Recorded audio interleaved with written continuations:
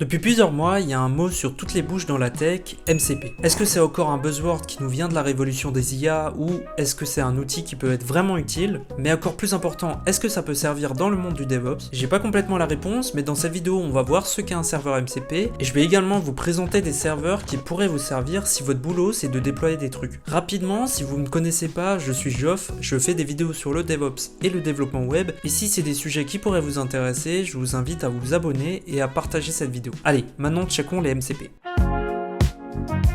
MCP, c'est avant tout un protocole qui permet de généraliser la connexion entre des outils. Mais en général, c'est souvent utilisé pour connecter des agents IA à des serveurs qui vont effectuer des actions externes. Ça a été créé par Anthropic, les gens derrière Claude, est publié sous licence libre dans le but de généraliser la manière dont un agent IA communique avec des éléments externes. Ces serveurs, on les appelle des serveurs MCP, et c'est ce dont on va s'intéresser aujourd'hui. Prenons l'exemple d'un serveur MCP pour Notion. Déjà, Notion, c'est un outil qui permet de prendre des notes. Bref, je peux faire tourner ce serveur sur mon PC, je le configure avec mes identifiants de mon compte Notion. Imaginons maintenant que je demande à mon agent IA de me noter ma liste de courses sur Notion. L'agent va interpréter mon texte et va deviner que je veux des actions faites sur Notion. Il va donc appeler ce serveur pour noter ma liste de courses dans Notion. Il n'y a rien de plus compliqué. Ces serveurs sont donc intéressants puisqu'ils apportent plus de fonctionnalités à un agent IA. Ça peut aller de faire des trucs sur votre compte Google jusqu'à effectuer des actions sur votre PC. Bref, il y a un peu tous les types de serveurs. Maintenant qu'on est tous au clair sur ce qu'est MCP, je vous propose de voir comment on peut utiliser cette technologie. Le premier serveur que je vais vous montrer, c'est Context7. Ce serveur permet d'interroger directement les documentations de n'importe quelle technologie. Et quand je dis n'importe lesquelles, vous pouvez naviguer la liste des docs disponibles sur le site de Context7. Et si la doc que vous voulez n'est pas disponible, vous pouvez tout simplement la demander. Là par exemple, je vais vous montrer un exemple avec le provider crossplane de Vault.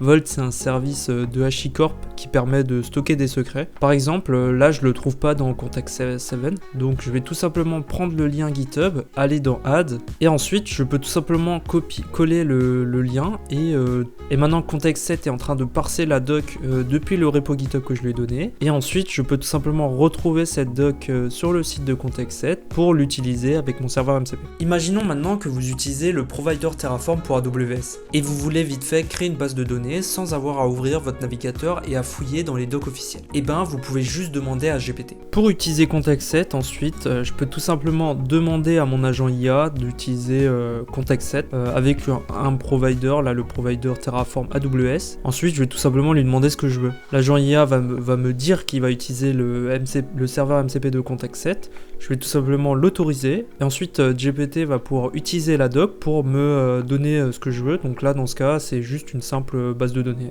RDS. C'est un gain de temps énorme, surtout quand on travaille sur plusieurs providers en parallèle. Et le fait que vous pouvez réclamer des docs fait que vous serez jamais bloqué, même si vous utilisez une techno un peu plus niche. Bref, Context7 est je pense un must-have si vous aimez vibe coder.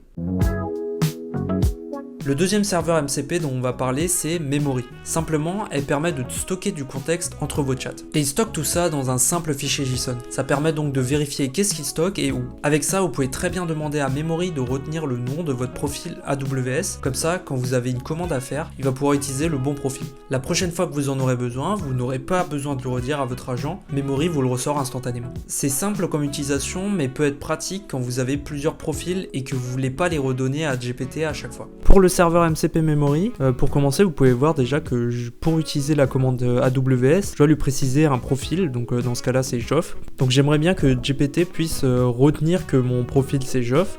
Donc je vais tout simplement lui dire d'utiliser le MCP Memory et je vais lui dire de retenir que mon profil AWS pour le CLI c'est Geoff. Une fois que j'ai cliqué là, il va me créer un fichier memory.json. Si je regarde un peu ce qu'il y a dedans, on voit qu'il y a une info que mon profil c'est Geoff. Ensuite, si je lui demande de me donner la commande AWS CLI pour voir mes buckets S3, l'agent va tout simplement savoir qu'il va falloir utiliser le profil Geoff. Donc quand il va me la donner, il va me donner le profil Geoff. Enfin, troisième exemple, le serveur AWS MCP. C'est là qu'on va vraiment commencer à toucher des trucs qui peuvent nous intéresser. En fait, il vous permet d'interagir directement avec vos ressources cloud sur AWS. Je peux par exemple lui demander de lister tous les buckets S3 présents dans mon compte AWS. Et on peut même combiner avec le MCP Memory pour qu'il utilise mon profil. Là, je vous ai présenté un truc simple, mais on peut très bien imaginer demander des trucs plus compliqués. Genre, liste-moi toutes les instances qui sont dans l'AZ EU West 1 qui sont de type TKG Micro. Et voici la dernière démonstration avec le serveur serveur MCP de AWS. Dans ce cas-là, je vais tout simplement lui dire d'utiliser ce MCP pour me donner tous mes buckets S3. Du coup, GPT va tout simplement utiliser ce serveur et ensuite va me répondre que j'ai pas de bucket S3. Voilà.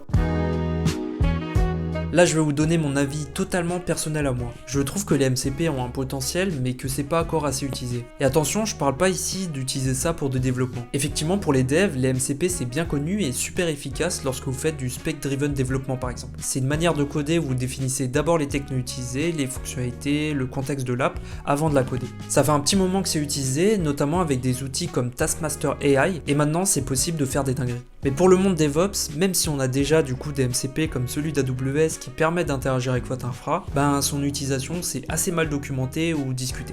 Les seuls articles que j'ai trouvés qui en parlaient, on dirait qu'ils sont écrits par une IA. Et sinon vous avez les docs officiels, mais bon ça va être juste l'API quoi. Bref, je profite de cette vidéo pour ouvrir le débat, est-ce que vous utilisez des MCP en tant que DevOps et pourquoi vous vous en servez? Dites-moi en commentaire.